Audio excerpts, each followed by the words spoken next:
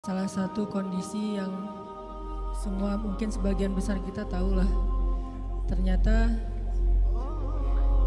Jepang itu luar biasa ya secara moral, secara etika, secara kedisiplinan. Saya pernah pas turun dari pesawat kan ngambil bagasi dulu tuh di baggage claim. Kalau di kita kan baggage claim itu nggak ada garis pembatas ya. Jadi pada nunggu di samping baggage belt itu kan. Nah kalau mereka tuh ada garis pembatas warna merah, itu nggak ada satu orang pun yang ngelewatin garis. Semuanya berdiri di belakang garis. Padahal di situ nggak ada petugas, nggak ada polisi, nggak ada siapapun. Kalaupun ada CCTV ya nggak ngaruh-ngaruh amat lah. Kalaupun misalnya dia berdiri sebelah kakinya di dalam lingkaran, sebelah lagi di luar. Tapi karena emang udah bisa teratur, cukup garis mengatur mereka gitu. Ada garis udah selesai, nggak akan dilanggar. Terus kalau ada orang yang mau nyebrang, itu orangnya baru berdiri di sebelah trotoar gitu. Mobil mau lewat dari jauh, mobil udah berhenti. Bukan duluan ya, kalau di kita mah orang udah jalan harus mundur lagi gara-gara mobil duluan misalnya. Kalau di sana udah ditungguin sampai orangnya jalan. Bahkan kalau di Singapura itu kartu penduduk kalau di atas usia 55 tahun kalau nggak salah itu beda ID cardnya.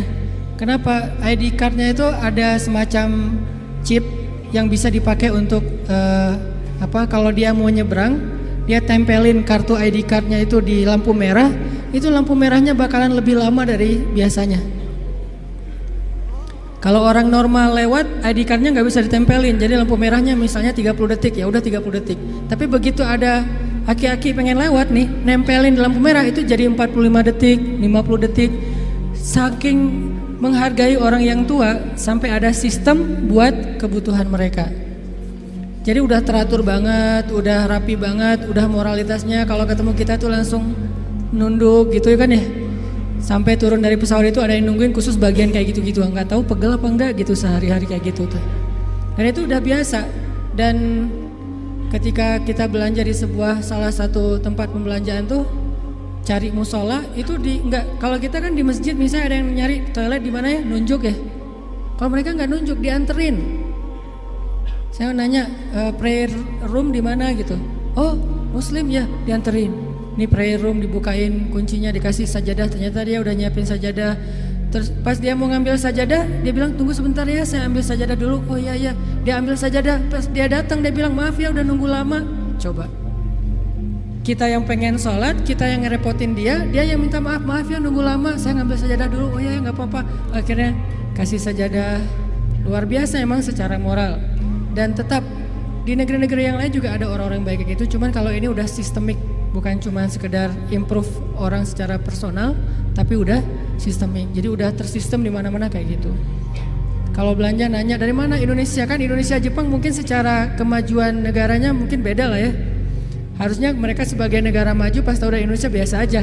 Beda kalau misalnya taunya kita dari mana, dari Jepang. Oh iya gitu. Ini pas tahu Indonesia, oh Indonesia, kayak menghargai gitu. Respect kepada orang lain. Itu udah nggak usah diragukan lah. Dan saya juga salut luar biasa. Di balik semua itu ada sedikit hal yang membuat saya ngerasa oh benar ya, emang nggak akan sempurna tanpa agama. Orang Jepang itu tingkat bunuh dirinya tinggi banget ternyata. Dalam setahun itu kasus bunuh diri nggak kurang dari 1000 kasus.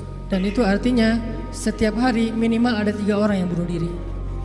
Dan tempat favorit bunuh diri di Jepang adalah di rel kereta.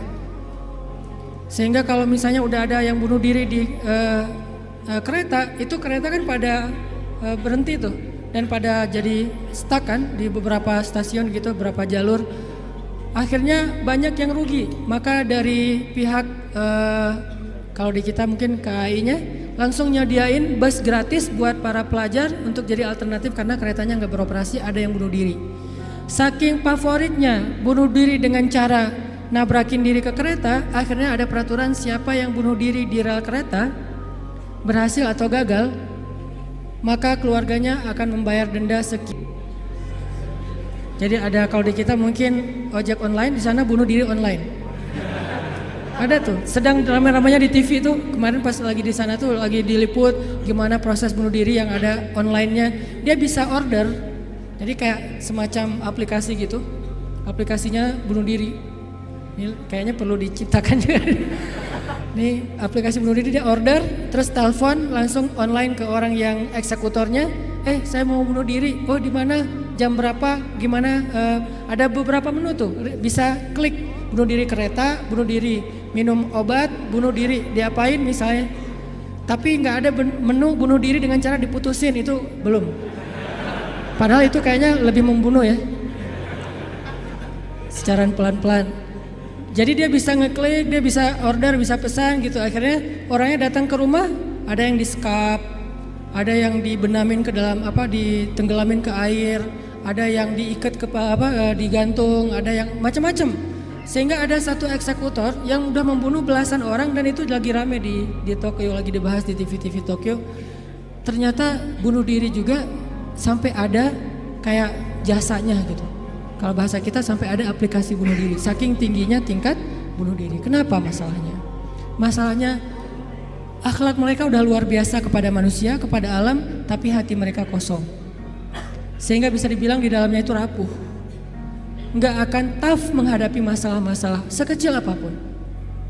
Nggak lulus kuliah, bunuh diri, nggak lulus kuliah. Misalnya bete dikit, aduh hari ini kok panas banget ya, bunuh diri. Nggak kayak gitu-gitu amat juga sih. Nah ini artinya tingkat putus asanya terlalu tinggi karena tidak ada daya tahan di dalam hatinya. Dan ketahanan seseorang di dalam hati itu tergantung tingkat tawakalnya kepada Allah Subhanahu wa taala. Makin dia bergantung kepada Allah, makin dia woles, makin dia nggak gampang yai'as, nggak gampang putus asa ketika punya masalah. Nabi Yusuf itu kan masalahnya bertubi-tubi. Ketika Nabi Yusuf dilemparkan ke dalam sumur, ketika Nabi Yusuf dipenjarakan, ketika Nabi Yusuf difitnah, ketika Nabi Yusuf banyak masalah Nabi Yusuf. Tapi pesan Nabi Yakub alaihissalam kepada anak-anaknya, la tai'asu min rauhillah. Baik kepada Yusuf ataupun kepada kakak-kakaknya. La tai'asu min rauhillah. Janganlah kalian berputus asa dari rahmat Allah. Kenapa? Allah itu maha menolong. Ketika kita bergantung kepada Allah, nggak ada yang mustahil. Selalu ada harapan ketika kita berikan harapan itu kepada Allah. Tapi kalau kita berikan harapan itu kepada makhluk, kadang-kadang harapannya semu. Karena makhluk itu, manusia itu sifatnya kullu man 'alaiha fan. Nggak ada yang bisa benar-benar total, nggak ada yang bisa benar-benar abadi, itu nggak bisa. Tapi kalau kita letakkan harapan kita, lalu kita berikan hanya kepada Allah, roja kita hanya kepada Allah Subhanahu wa taala, maka tidak ada kata al-ya's, tidak ada kata putus asa dalam kamus seorang mukmin. Laisa min akhlaqil mu'min al-ya's. Putus asa itu bukanlah sifat atau akhlaknya orang yang beriman kepada Allah. Sehingga kenapa bunuh diri itu menjadi dosa besar dalam Islam? Padahal kan nggak ganggu orang kan, kecuali tadi bikin macet sistem kereta. Itu juga nggak parah-parah banget lah, nggak sampai gara-gara kita bunuh diri orang akhirnya jadi misalnya celaka gitu, nggak, jarang lah. Apalagi bunuh dirinya sendiri, gantung diri. Kan bunuh diri itu nggak ganggu orang lain. Kenapa dianggap dosa besar? Karena bunuh diri ini sama aja dia tidak mengakui kebesaran Allah Subhanahu wa taala. Dia tidak berpegang lagi kepada Allah. Dia putus asa dari rahmat Allah Subhanahu wa taala. Padahal Allah selalu mengatakan la tai'asu. Jangan putus asa, aku kasih nih, aku kasih. Tapi dia bilang enggak akan dikasih. Berarti dia kufur kepada Allah Subhanahu wa taala dan merugikan dirinya sendiri. Ketika mentalnya kayak gini, walaupun akhlaknya baik, tapi dia tidak punya daya tahan menghadapi masalah, maka dia akan selalu mengakhiri masalahnya dengan cara bunuh diri. Dalam Islam kasus bunuh diri bisa dibilang hampir nggak ada kalau dalam sejarah Nabi dan para sahabat. Satu-satunya ada kasus bunuh diri itu bunuh diri dalam peperangan ada. Dia lagi dibacok, lagi bertempur terus dibacok sama musuh, banyak luka, nggak tahan dengan rasa sakit, kena kayak tombak gitu di perutnya, karena nggak kuat dengan rasa sakit. Dia tekan lagi tubuhnya ke tombak itu supaya cepat mati. Lalu ketika dia sudah meninggal, orang-orang mengatakan dia itu pemberani, dia itu syahid, dia itu hebat. Kata Nabi tidak, dia di dalam neraka. Lalu para sahabat bertanya, kenapa ya Rasul kok dia masuk neraka? Padahal kita tahu dia meninggalnya dalam fisabilillah. Kata Nabi, karena dia nggak bersabar terhadap ujian dari Allah Subhanahu Wa Taala. Sakit, ya udah daripada saya nggak kuat nahan sakit, mending sekalian mati nih. Itulah al-ya's. Dan itu tidak ada dalam kamus orang yang yakin kepada Allah, beriman dan bergantung kepada Allah Subhanahu Wa Taala.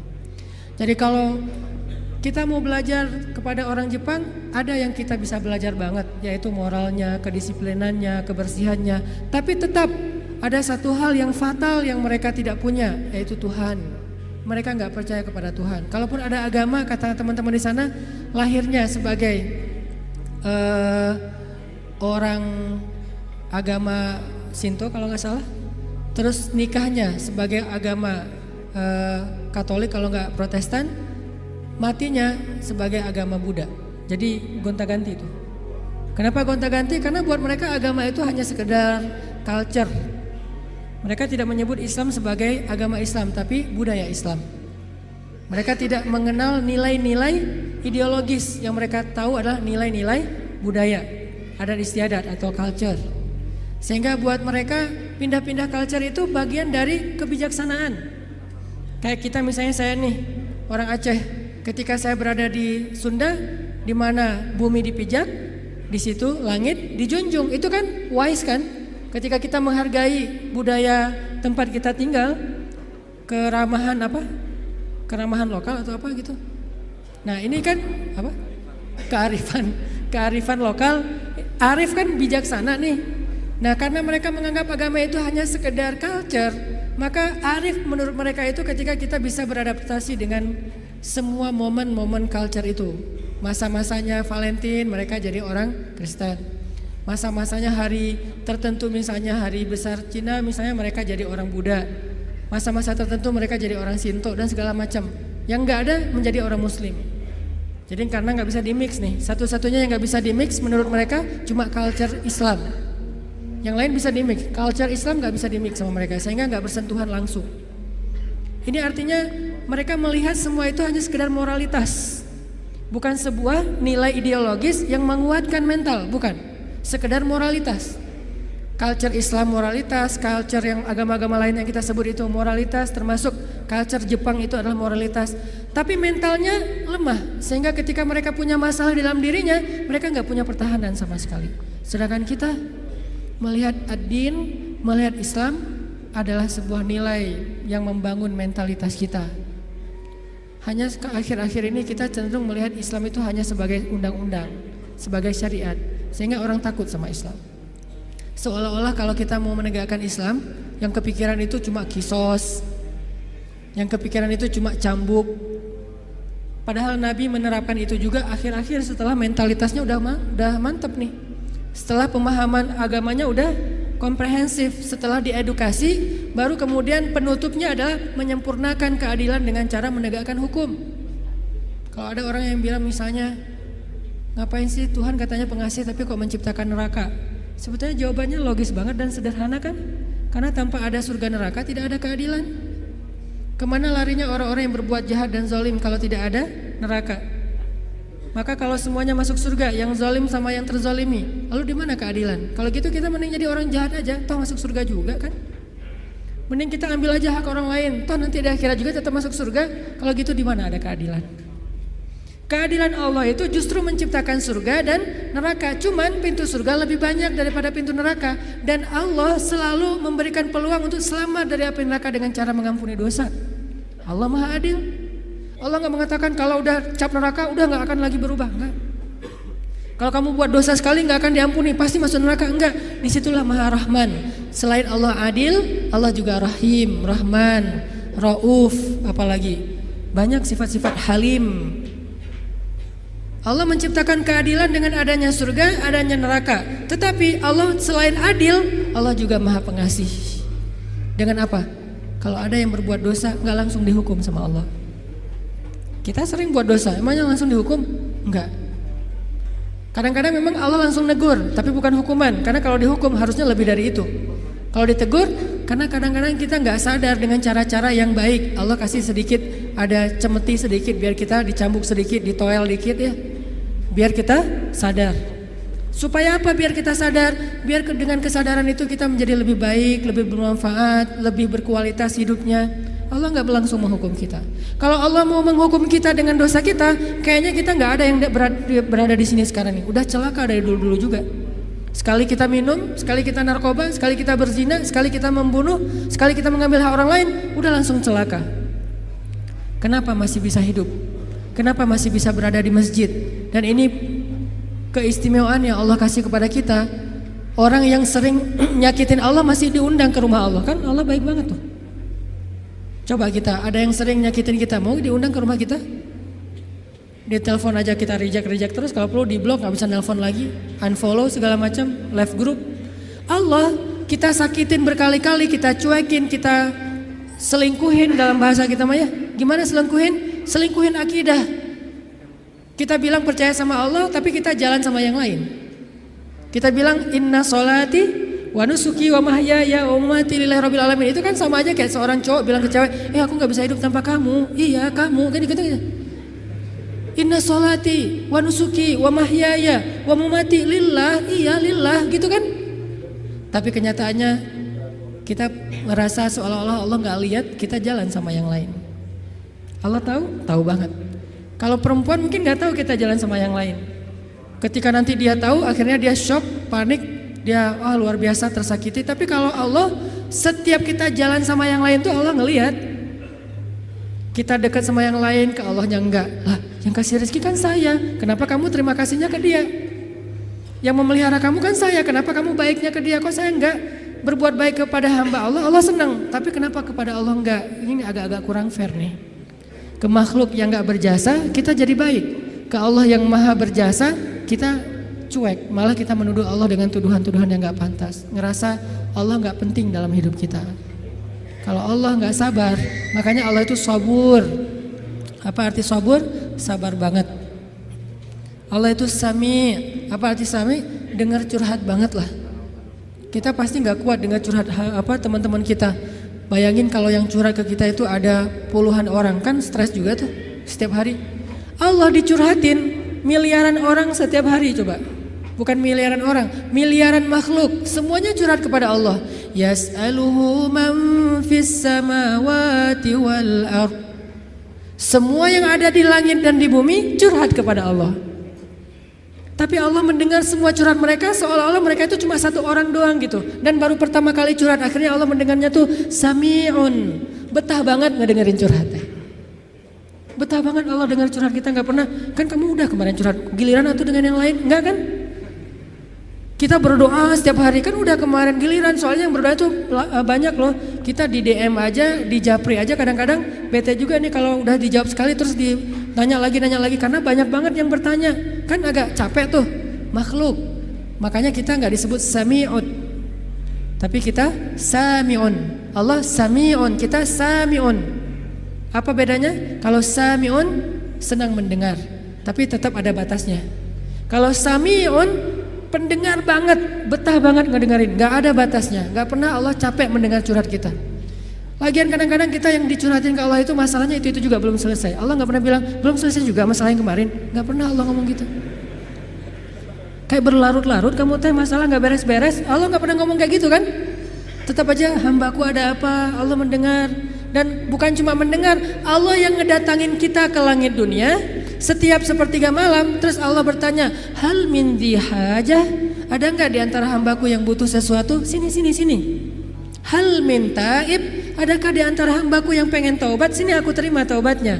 Hal min mustaghfir, adakah di antara hambaku yang pengen minta ampun? Sini aku ampuni dosanya. Allah datangin kita, Allah nawarin jasa kepada kita, masih kita bilang juga Allah nggak berjasa dalam hidup kita. Masih kita bilang kita nggak butuh Allah Subhanahu Wa Taala. Fabi ayya ala'i rabbikuma tukadziban. Jadi teman-teman, ada orang kadang dalam kehidupan kita itu berjasa banget sampai kita nggak bisa ngelupain dia. Salah satunya dalam hidup saya misalnya yang paling berjasa itu